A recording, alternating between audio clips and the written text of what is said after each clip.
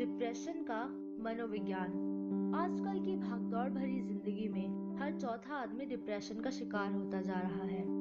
Depression कई बार थोड़े समय के लिए ही रहता है, कभी यही डिप्रेशन एक भयानक रूप ले लेता है।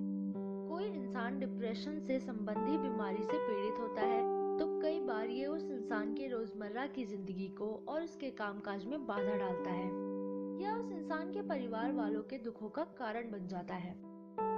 क्या होता है डिप्रेशन? डिप्रेशन की स्थिति तब होती है जब हम जीवन के हर पहलू पर नकारात्मक रूप से सोचने लगते हैं। जब ये स्थिति चरम पर पहुंच जाती है तो इंसान को अपनी जिंदगी बेकार लगने लगती है और धीरे धीरे इंसान डिप्रेशन की स्थिति में पहुंच जाता है।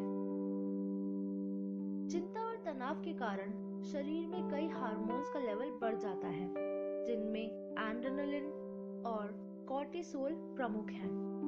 लगातार तनाव और चिंता की स्थिति अवसाद यानी कि डिप्रेशन में बदल जाती है। अवसाद के लक्षण: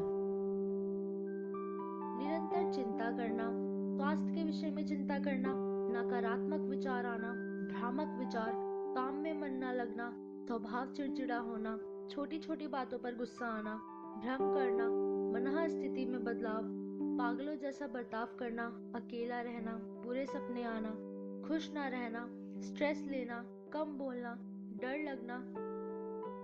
शारीरिक लक्षण: सर दर्द होना, दिल का कांपना, खाना निगलने में मुश्किल, उल्टी आने को होना, बार बार बाथरूम जाना, पीला पड़ना, चक्कर आना, मांसपेशियों में दर्द, दिल की धड़कनें तेज होना, शरीर का कांपना, पसीना आना, ब्लड प्रेशर कम या ज्यादा होना, थकावट होना।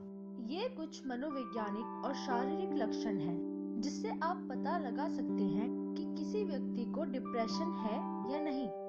अब हम आपको बताते हैं डिप्रेशन का इलाज।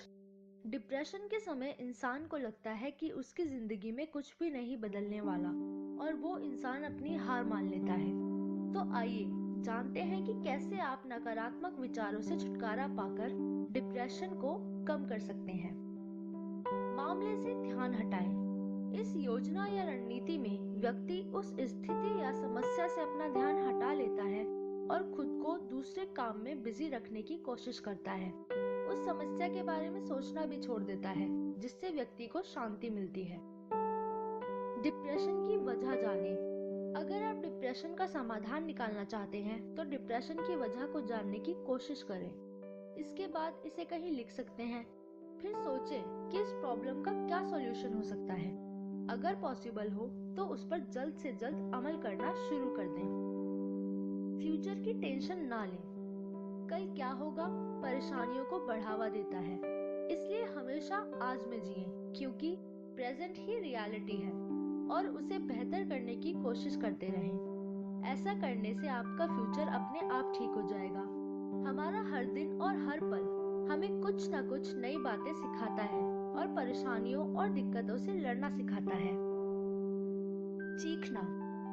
कुछ लोग हार से पैदा हुई हताशा, तनाव आदि को दूर करने के लिए जोर जोर से चीखने लगते हैं। ये तनावपूर्ण स्थिति या कष्टदायी स्थिति को दूर करने का सबसे अच्छा तरीका है। मनोवैज्ञानिक भी तनावपूर्ण स्थिति में चीखने को एक अच्छी तकनीक मानते हैं। गाने सुनना। तनाव या दबाव को दूर करने के लिए एक अच्छी तकनीक या योजना है कि व्यक्ति को गाने सुनने चाहिए। इससे तनाव में कमी आती है और व्यक्ति तरोताजा महसूस करता है। भावनाओं को बाहर निकालना। रोजमर्रा की जिंदगी में व्यक्ति किसी भी समस्या से तनाव में आ सकता है।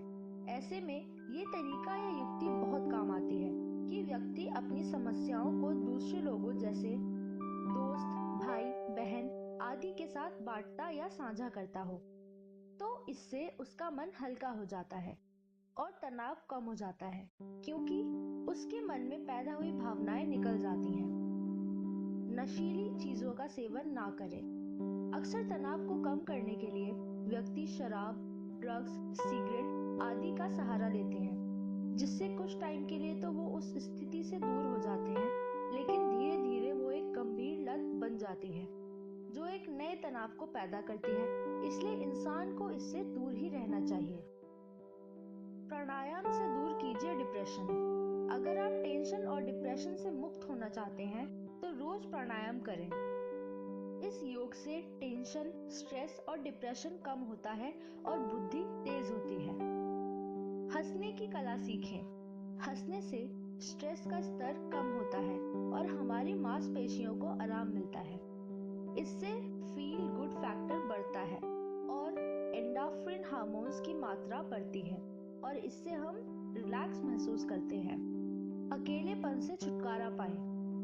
अकेलापन डिप्रेशन का एक सबसे बड़ा कारण है। अगर आपके परिवार में कोई इंसान डिप्रेशन से पीड़ित है तो जितना हो सके उसके साथ समय बिताएं।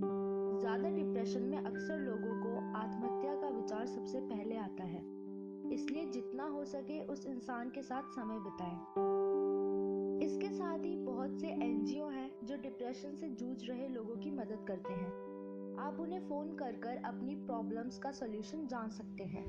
24/7 हेल्पलाइन है 02227546669 आसरा फाउंडेशन। अंत में हम फिर यही कहेंगे कि लोग अपनी मनोवैज्ञानिक समस्याओं पर पर्दा डाले रहते हैं। उन्हें लगता है कि अपनी दिक्कत बताने पर वो मजाक का विषय बन जाएंगे, जो कि गलत है। ये रवैया दिक्कत को कम करने की बजाय और बढ़ा देता है। अगर आपको या आपके आसपास किसी को डिप्रेशन बहुत ज्यादा हो गया है तो उसे किसी साइकोलॉजिस्ट या साइकियाट्रिस्ट के पास जरूर जाएं। इसका इलाज मनोवैज्ञानिक तरीके से बहुत आसानी से किया जा सकता है। Thank you.